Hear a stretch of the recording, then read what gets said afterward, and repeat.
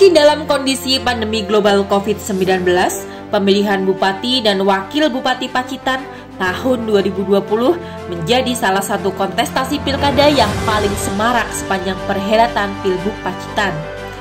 Bukan tanpa alasan, sejak awal tahapan pilkada dimulai, sudah banyak dinamika muncul ke permukaan. Diawali dari meriahnya penjaringan cabub-cawabub lewat internal Partai Demokrat yang menyedot perhatian, hingga Gagarin yang notabene dari Partai Golkar dan digadang-gadang maju menjadi cabub secara mengejutkan berkoalisi dengan Partai Demokrat dan menjadi calon wakil bupati. Sejak KPU Pacitan menetapkan secara resmi dua paslon yang bertarung di Pilgub Pacitan, kemeriahan pesta demokrasi yang terjadi di Pacitan semakin menarik untuk dicermati. Paslon nomor 1, Indra Tanurbayu Aji Gagarin dengan jargon Nyawi Jisum Rambah, resmi berhadapan dengan paslon nomor urut 2, Yudi Sumbogo Isyah Ansori dengan jargon Boys. Melihat peta politik yang ada, peluang paslon nomor urut 1 memenangkan kontestasi pilkada kali ini sangatlah besar. Bukan tanpa alasan, kekuatan 7 partai pengusung dengan total 34 kursi ditambah kekuatan 6 parpol pendukung menjadi modal kuat Aji dan Gagarin di Pilgub Pacitan. Selain itu, faktor keduanya yang diprediksi mulus melenggang ke pendopo adalah faktor SBY dan Indar Tato. Bagaimanapun, kecintaan masyarakat Pacitan terhadap Presiden ke-6 RI itu sangat tinggi, sehingga ungkapan manut ngendikane Pak SBY menjadi hal yang sepertinya bisa menjadi faktor kunci kemenangan Aji Gagarin. Yang kedua adalah faktor Pak Im yang saat ini menjabat sebagai Bupati Pacitan juga menjadi kunci. Sosok Pak Im mau tidak mau menjadi key person kemenangan Aji Gagarin di Pilgub Pacitan kali ini. Kelihayan Pak Im dalam dunia politik bukan tanpa bukti. Keterpilihan Pak Im dalam Pilgub Pacitan di 2 periode adalah bukti nyata.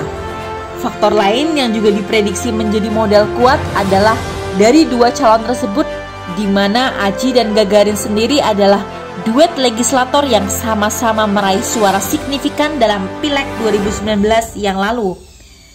Bahkan, Gagarin menempatkan diri sebagai dewan dengan perolehan suara tertinggi saat itu. Secara elektabilitas, keduanya adalah paslon dengan elektabilitas tertinggi, setidaknya dari beberapa lembaga survei yang pernah merilisnya. Maka wajar saja Lembaga Sindikasi Survei Indonesia atau SSI pada hari Minggu 1 November lalu merilis Aji Gagarin unggul di survei yang mengambil 500 sampel responden itu. Namun yang mengagetkan, Nyawi Jisum Rambah unggul secara telak atas Boys di survei tersebut dengan tingkat keterpilihan mencapai 61,6%.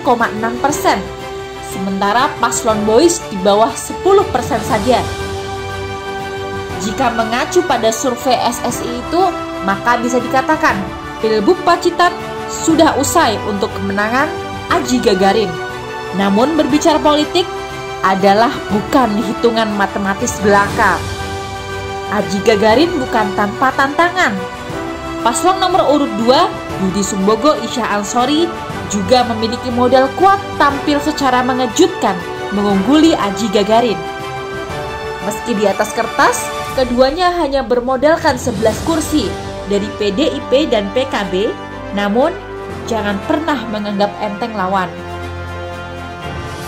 Kekuatan ulama yang berafiliasi secara politik ke PKB di Pacitan sangat diperhitungkan. PDIP dengan kekuatan jaringannya hingga tingkat nasional tidak bisa dipandang sebelah mata. Ditambah lagi, jaringan dari para bakal calon Partai Demokrat yang gagal mendapatkan rekomendasi dan berbalik mendukung Boys menjadi model kekuatan yang tidak bisa dianggap remeh. Jika Boys dan segenap elemennya mampu meramu dengan baik berbagai unsur itu, bukan tidak mungkin keduanya bisa membalikkan prediksi mengalahkan Demokrat di kandang sendiri. Tentu, hal itu sekali lagi dengan catatan jika paslon Boys mampu meramu. Selain kampanye dan bertemu dengan masyarakat secara langsung, momentum debat publik yang difasilitasi KPU Pacitan sebanyak 3 kali menjadi salah satu instrumen yang efektif untuk lebih menajamkan visi dan misi, program dan strategi pembangunan para pasangan calon. Sehingga, mau tidak mau, paslon harus mempersiapkan dan memanfaatkan debat publik tersebut dengan baik.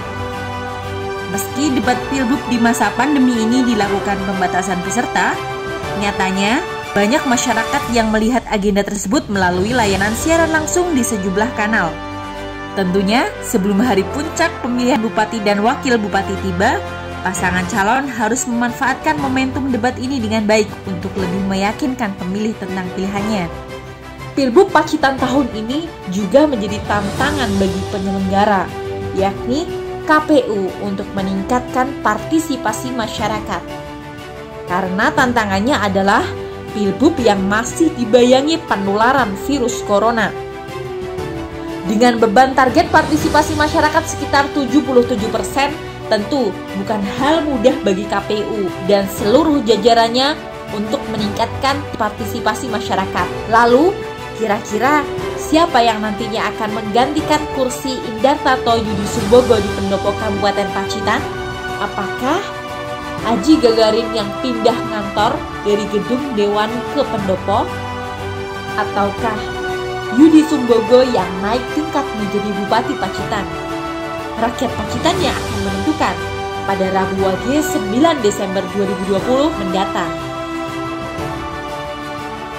Pada akhirnya, Pilgub adalah tentang persoalan memilih pemimpin. Pilgub adalah persoalan kepedulian kita terhadap masa depan. Pilgub adalah saat-saat menentukan bagi pembangunan Pacitan ke depan. Maka jangan apatis, karena harga bawang, harga cabai, dan harga beras, serta harga kebutuhan pokok lainnya ditentukan lewat kebijakan politik. Untuk masyarakat Pacitan, selamat menjalankan pesta demokrasi dengan santun, damai, aman, dan tetap sehat. Selamat memilih pemimpin pilihanmu. Sekian editorial Pacitanku kali ini. Terima kasih.